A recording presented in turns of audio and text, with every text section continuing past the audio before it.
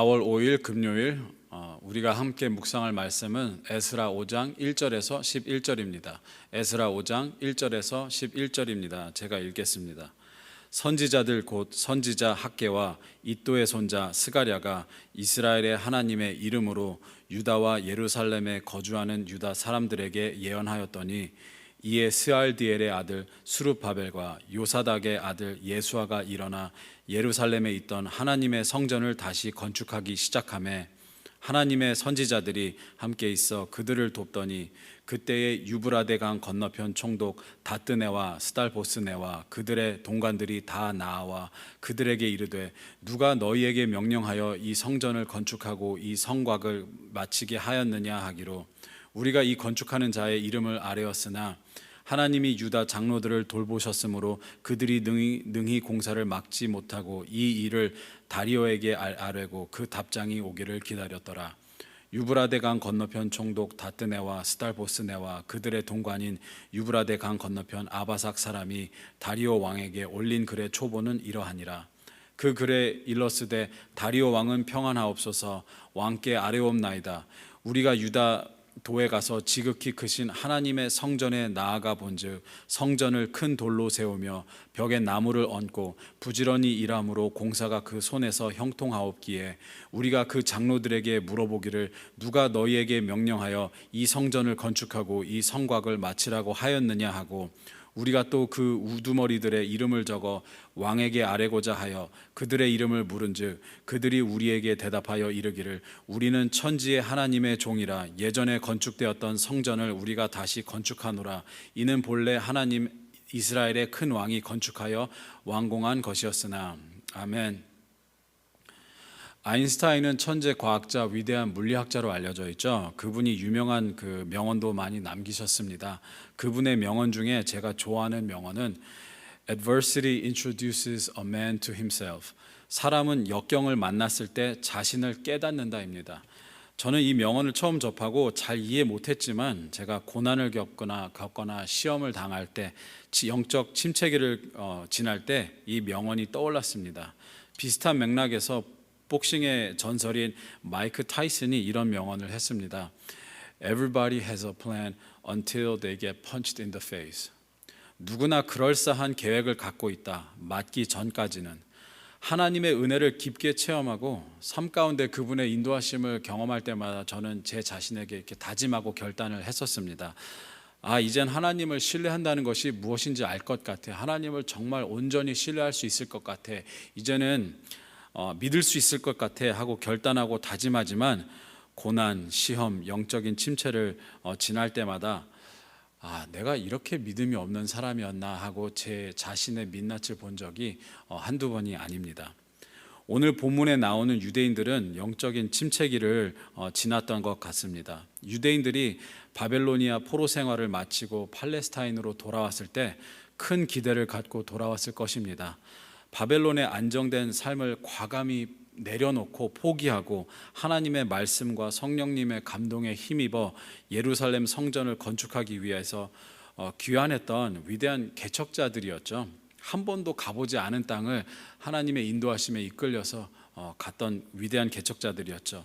우리처럼 이민 온 사람들은 잘 알죠. 이민을 간다는 것도 그렇고 역이민을 간다는 것도 그렇고 정말 큰 모험이고 대단한 결단이 필요합니다.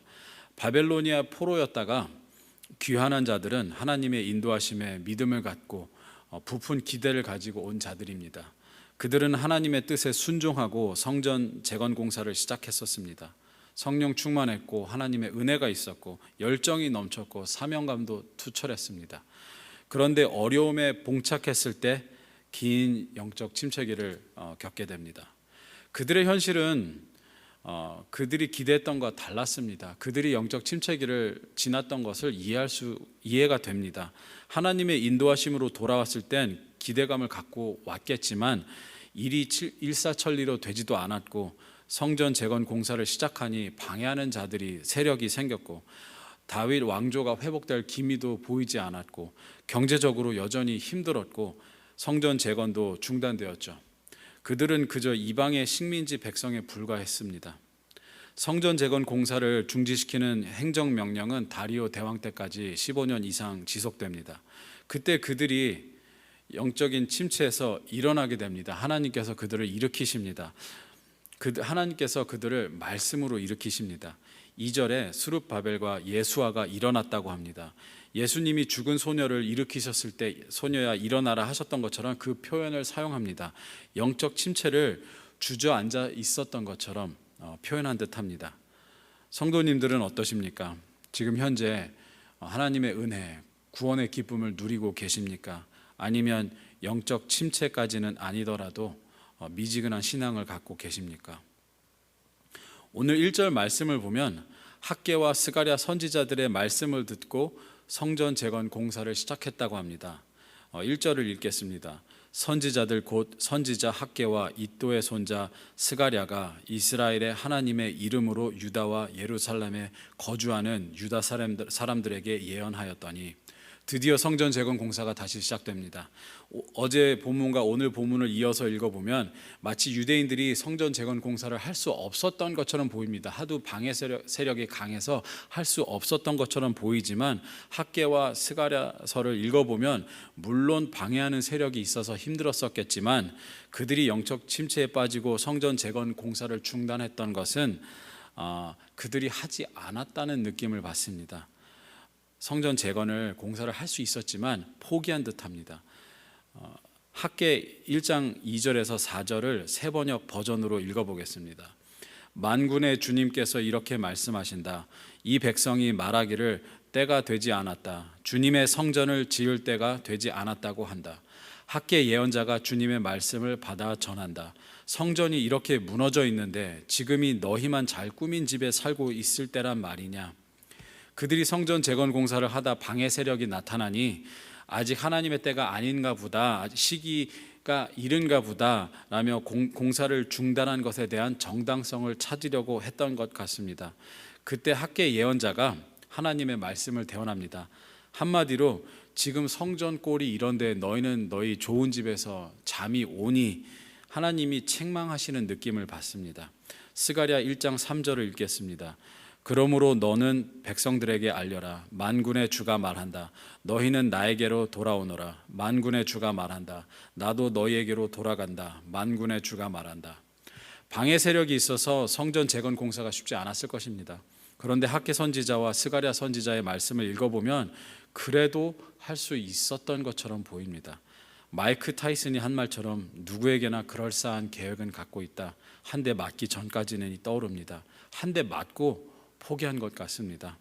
그러면서 성전 재건 공사는 15년 이상 중단되었습니다. 영적 침체기에 빠진 것이죠. 마틴 로이드 존스 목사님은 영적 침체의 원인을 세 가지로 요약했습니다. 첫 번째는 타고난 기질입니다. 슬럼프에 잘 빠지는 사람들이 있다고 합니다. 어떤 사람들은 낙천적이어서 멘탈이 강해서 이렇게 훌훌 털고 일어나고 아무것도 아니야 이렇게 훌훌 털고 일어나는 반면에 어떤 분들은 쉽게 포기하고 낙담하고 이렇게 마음이 꺾이죠. 두 번째 이유는 육체적으로 힘들 때 영적으로도 슬럼프에 빠진다고 합니다. 15세기의 유명한 그 수도사인 이나시오 데 로욜라도 비슷한 말씀을 하셨습니다. 성경과 신앙서적을 읽는 것이 너무 좋아서 계속 잠도 안 자고 읽었더니 나중에 영적으로 안 좋아졌다고 합니다. 릭 워렌 목사님도 영성을 위해서는 푹 쉬어야 된다고 꼭 쉬어야 된다는 말씀을 하셨습니다. 그리고 마지막 이유는 궁극적으로 영적 침체는 불신앙이라고 합니다. 또 잔 파이퍼 목사님은 죄로 인해 영적 침체에 빠지기도 한다고 합니다. 평양 대부흥도 회개 운동을 통해 성령 부흥 역사가 일어났었죠. 또 다른 이유는 영적인 게으름입니다. 부지런할수록 하나님의 은혜를 더욱 경험하는 것을 저도 많이 느꼈습니다. 어떤 분들은 자기 중심적인 신앙생활을 할 때 영적 침체기에 빠진다고 합니다. 이렇게 여러 이유가 있겠지만 오늘 본문에 나오는 유대인들이 영적 침체에 빠진 이유는 불신앙 같습니다. 하나님이 함께 하심을 믿고 성전 재건 공사를 계속 했었어야 했는데 그렇게 하지 못했죠. 5절을 보면 하나님이 함께 하셔서 공사를 막지 못했다고 합니다. 5절을 읽겠습니다. 하나님이 유다 장로들을 돌보셨으므로 그들이 능히 공사를 막지 못하고, 하나님이 돌보셔서 모든 게 잘 풀리고 일사천리로 됐다는 것이 아니고 공사를 막지 못했다고 합니다. 공사를 계속 할 수 있었지만 15년 전에도 이렇게 계속 공사를 할 수 있었지만 하나님을 믿었으면 됐겠지만 믿지 못하고 영적 침체에 빠진 것으로 보입니다. 오늘 본문을 통해 우리는 어떤 상태인지 한번 점검해 보길 원합니다. 우리는 말씀이 너무 달고 예배가 감격스럽고 기도가 잘 나오고 찬양이 감사하며 찬양이 나오는지, 아니면 의무로 예배에 참여하는지, 어쩔 수 없이 말씀을 읽고 기도하는지, 아니면 표류하는 배처럼 아무것도 가만히 이렇게 주저앉아 있는지. 팀 켈러 목사님의 기도라는 책에 영적 침체기를 지나는 방법은 어둠 속에서도 노를 저어야 된다고 합니다. 계속 기도하고 말씀을 읽고 예배에 참석하고 노를 저어야 한다고 합니다. 또 로이드 존스 목사님은 영적인 침체에 빠졌을 때 시편 기자가 깨달은 것을 배워야 한다고 합니다. 시편 42편 5절에 내 영혼아 내가 어찌하여 낭망하며 어찌하여 내 속에서 불안하여 하는고, 너는 하나님을 바라라. 그의 얼굴의 도우심을 인하여 내가 오히려 찬송하리로다.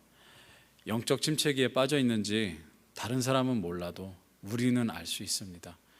남들은 몰라도 우리 자신은 알죠. 오늘 본문을 묵상하며 우리 자신을 되돌아보기 원합니다. 만약 침체기에 계시다면 계속 노를 저으면서 하나님을 바라보시면서 일어나시기를 예수님의 이름으로 축원합니다. 기도하겠습니다. 하나님 아버지, 삶에 어떤 바람이 불어도 우리를 돌보시는 하나님을 믿고 나아갈 수 있도록 인도하여 주시옵소서. 저희 가운데 영적 침체기를 지나가고 계신 분이 있다면 하나님을 바라보게 하시고 일어나라는 하나님의 음성을 듣고 일어날 수 있도록 인도하여 주시옵소서. 예수님의 이름으로 기도하였습니다. 아멘.